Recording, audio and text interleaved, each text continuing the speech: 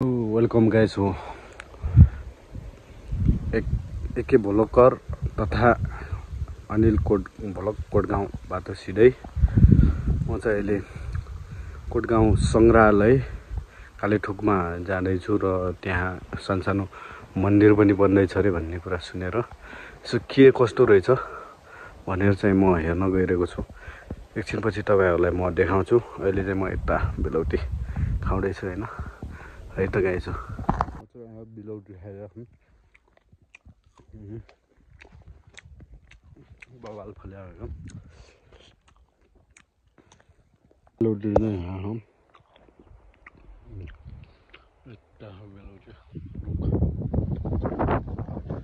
मैले पाखेर चाहिँ यसो बाटोमा खाइदिउँ भनेर चाहिँ टिपेर आएको छु चट्ट हैन। बहुत मिठो यस्तो छ संग्रहालयको हालत हैन। अब सबै कोटगाउँका दलित मुक्ति मोर्चाका सबै मुक्ति मोर्चामा सबै संलग्न भएर अनि सबै दलित एकता भएर यसलाई केही गर्न सके त झन् राम्रो हुन्थ्यो होला हैन। त्यही पनि भएको चाहिँ छ कोटगाउँको संग्रहालय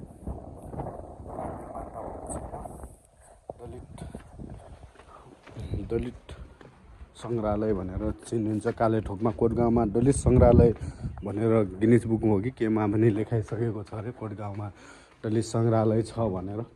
तर संग्रहालय अझै पुरै निर्माण भएको छैन के, अझ बाँकी नै छ। यस्तो छ हालत संग्रहालयको हेर्न सक्नुहुन्छ हैन। टक्क अझै पनि अस्ति हामीले सफाइहरू गरेको थियौँ, कार्यक्रम थियो त्यो भएर सफाइहरू पनि गरेको थियौँ हामीले। अनि अहिले चाहिँ यस्तो छ बजेटहरू पनि नभएर पनि होला यस्तो भएको हालत। अनि सकेसम्म त झन् सबैले सरसहयोग गरेर यसलाई चाहिँ अझै बलियो र राम्रो बनाउनको लागि दलितहरू एकता हुनुपर्छ हामी चाहिँ। अनि एकता भएपछि बल्ल चाहिँ यो हुनसक्छ, नभए चाहिँ यस्तै हुरिने हो। म चाहिँ त्यति भन्छु। कसैले नराम्रो चाहिँ नभन्नु होला हैन। कस्तो लाग्यो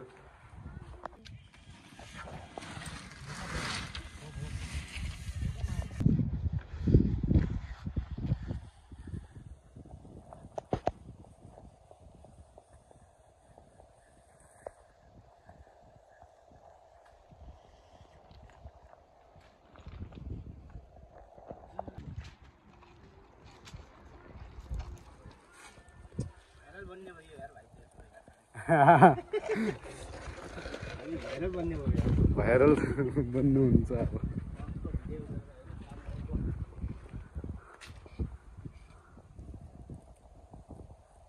अब फाजुलाई कुरा के भन्नुहुन्छ कि फाजुले यो केसको लागि हो त फाजु तपाईहरुको यो कुलको लागि हो कि कुलको लागि होला पक्कै। अनि केही एक दुई शब्दहरू भनिदिनु त तपाईले। यो कुलको लागि हामीले मन्दिर यसो बनाइरहेका छौँ भरै। हजुर अब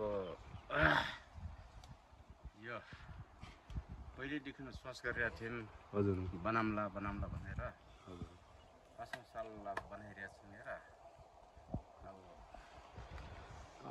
यो चाहिँ ठ्याक्कै कहाँ पर्छ र कुन ठाउँमा बनिरहेको छ यसो भनिदिनु। हजुर यो हाम्रो कोटगाउँ यिनी दलित सङ्ग्रहालयको अलि माथितिर पर्छ भरै। हजुर हजुर त्यहीँनिर मन्दिर बनाइरहेका छौँ। यो कालेथोक भन्ने कालेथोकमा बन्दैछ। तपाईहरु पनि आउनु होला यहाँ भिजिट गर्न। नयाँ मन्दिर बन्दैछ। अब संग्रहालय उता पनि बनेको छ।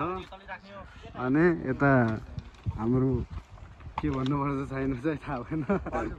फाजु हाम्रो फाजु पनि हुनुहुन्छ। उहाँ पनि एकदम मेहनतसँग एकदम श्रमदान जस्तै नै भनौँ एकदम राम्रै गर्नु भइरहेको रहेछ। म त यसो घुम्न आएको थिएँ र यसो एक झलक भिडियो हान्ने भनेर यसो गऱ्यौँ। अनि फाजु भन्नुहोस् त केही एक दुई शब्द भनिदिनु। तपाईँ त पुरानो मान्छे होइन। खै अब कला सला कसरी छैन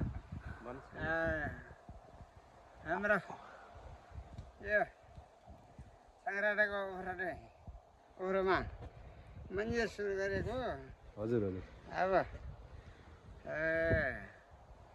खै भन्नु र धेरै छ क्या भनौँ र धेरै कुरा गरिनु भएन हाम्रो 3-4 मुनि भइसकेको थियो मन्दिर बनाउँला भनी टाढा असौँ अब मन्दिरको सुरु गऱ्यौँ गरिसकेपछि अब छोरा बच्चा नि दिने ल बडे माइतीलाई पनि अब मेरो तर्फबाट नमस्ते छ हजुर नमस्ते ल उहाँले कुरा राखिसक्नुभयो होइन अब बनाउँछौ भन्दै चाहिँ अहिले चाहिँ बन्दैछ यहाँ हाम्रो काकाहरू हुनुहुन्छ काका अङ्कलै भन्नुपर्छ होला पक्कै यता एकदम बडा मिहिनेतको साथमा हातमा सिप भएको कारणले पनि एकदम टक्क मन्दिरमा उहाँहरूले पनि गरिनु भइरहेको रहेछ यसो हेर्न सक्नुहुन्छ यहाँ सर होइन पछि अझ चाहिँ यो पुरै भर्खर अब लगभग कति दिन जति भयो त 6-7 दिन त भइसक्यो होला होइन 6-7 दिन जति 10-12 दिन भइसक्यो अझै पुरै निर्माण भएको छैन पछि निर्माण भयो भने चाहिँ म तपाईँहरूलाई देखाउने छु पक्कै अहिले चाहिँ यो हेर्नु होला एकदम मिहिनेतको साथमा यहाँ एकजना दाइले पनि गर्नु भइरहेछ ए कस्तो लागिरहेछ त दाइ यो मन्दिर बनाउँदा एकदम राम्रो भनौँ हाम्रो पुर्खाहरूको एकदम पुर्खादेखि आएको उसको अब राम्रो बनाउने हुनुहुन्छ हजुर हजुर है हामी त गर्ने मान्छे हो अब जस्तो भन्नुहुन्छ त्यस्तै बनाउने हो है हजुर उहाँहरूले एकदम सबै एकदम कसैलाई यसो केही बनाउँछ भने उहाँलाई सम्पर्क गर्नु होला एकदम यो ज्यान हाजिर छ है त एकदम उहाँहरूले एकदम मिहिनेतको साथमा बनाइदिनुहुन्छ एकदम हाम्रो भतिज भाइहरूले पनि यता एकदम श्रमदान गर्नु भइरहेछ एकदम मिहिनेतको साथमा अनि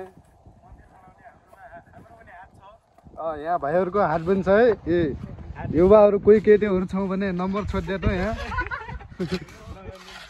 अनि बडा मिहिनेतवाला भाइहरू हुनुहुन्छ यहाँ एकदम गरिनु भइरहेछ है अनि एकदम सत्य यहाँ तपाईँले केही भन्न सक्नुहुन्छ कि दाइ यसो 1-2 शब्द भनिदिनु नि त तपाईँले पनि जाउँछु